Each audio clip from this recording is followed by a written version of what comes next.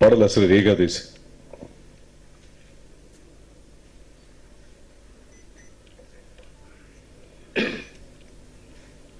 மேடையில் அமர்ந்திருக்கும் கலைஞர்களுக்கும் எதிரில் இருக்கிற ஊடகத்துறை நண்பர்களுக்கும் என் பணிவான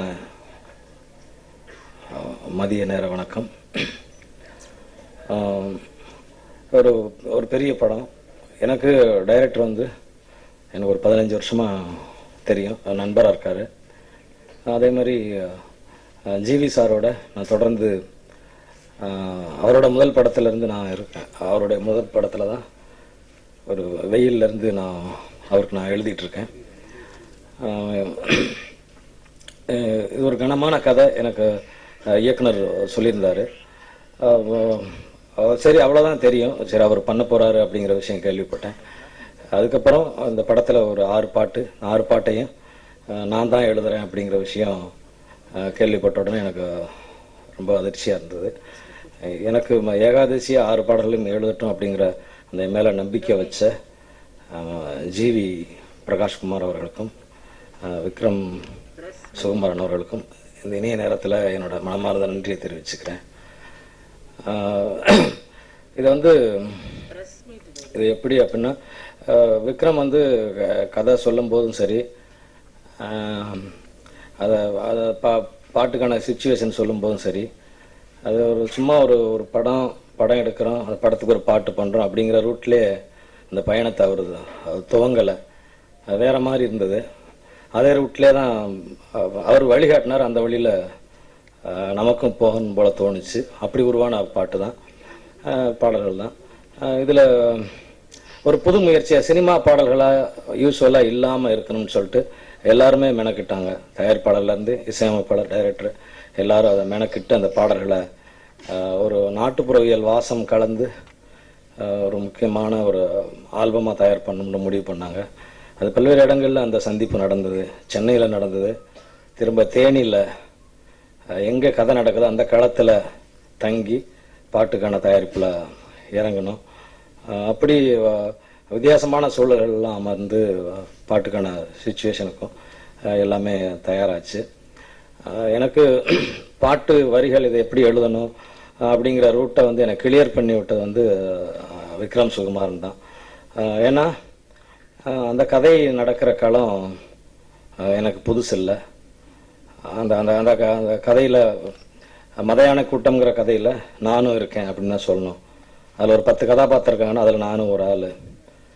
அந்த கதாபாத்திரத்தில் ஒரு செவனம்மா அப்படிங்கிற ஒரு கதாபாத்திரம் அவங்க விஜய் நடிச்சிருக்காங்கன்னா, உண்மையிலே அப்படி ஒரு களத்தில் எங்கள் ஊர் இருக்குது, எங்கள் வீடு இருக்குது, எங்கள் அம்மா பேர் செவனம்மா ஒரிஜினலாகவே. ஸோ அவர் சொல்ல பெரிய ஆச்சரியமாக இருந்தது. மதுரையில் சுற்றி பாரதிராஜா அவ்வளோ படம் எடுத்திருக்கிறாரு, இன்னும் மதுரையை சார்ந்தவர்கள் நிறையா பேர் தொட்டிருக்காங்க. இன்னும் இவ்வளோ ஆழமாக அந்த நேட்டிவிட்டியை அழுத்தமாக சொல்லலையே அப்படிங்கிறதான். ஏன்னா வந்து அந்த தேனியாக இருக்கட்டும், அந்த உசிலம்பட்டியை தாண்டி அந்த தேனி ரோட்டில் இருக்கிற அந்த இவர் எடுத்திருக்கிற அந்த ஜனங்கள் வந்து நீ சாப்பிட்டு போங்க அப்படிங்கிறது ரொம்ப அழுத்தமாக அடாதடியாக சொல்லுவாங்க.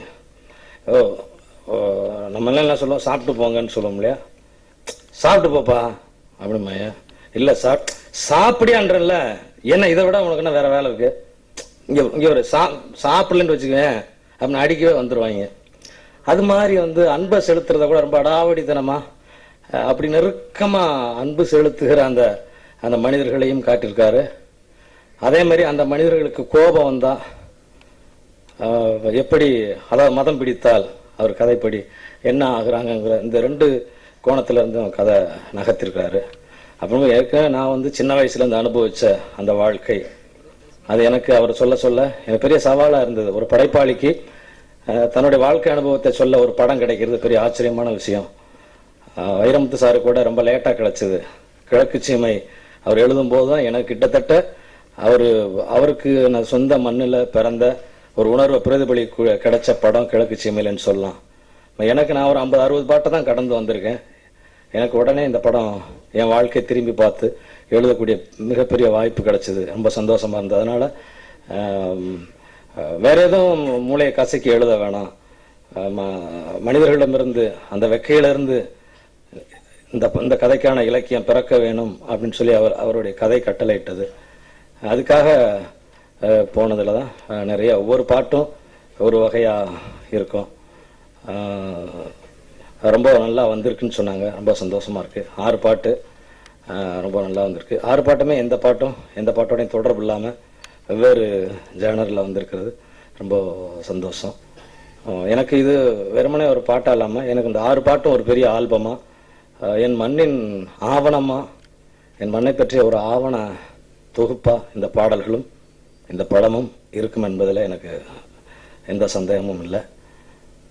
பாடல்களை கேட்டு கொண்டாடுகிற இந்த வேளையில் ஊடக நண்பர்கள் நீங்களும் இந்த பாட்டை 8 திக்கும் கொண்டு சேர்க்க வேண்டுமாய் அன்போடு கேட்டு விடைபெறுகிறேன்.